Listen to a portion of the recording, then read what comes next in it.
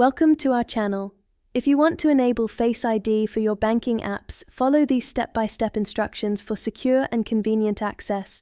Step 1. Make sure Face ID is already set up on your iPhone by going to Settings, Face ID and Passcode, and entering your passcode.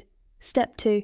If Face ID is not set up, tap Set up Face ID and follow the on-screen instructions to scan your face twice for optimal recognition.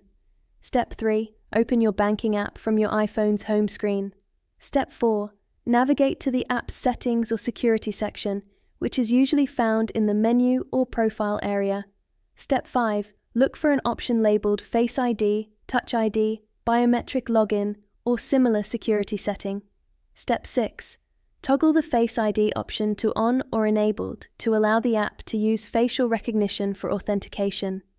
Step 7. You may be prompted to verify your identity by logging in with your username and password one more time.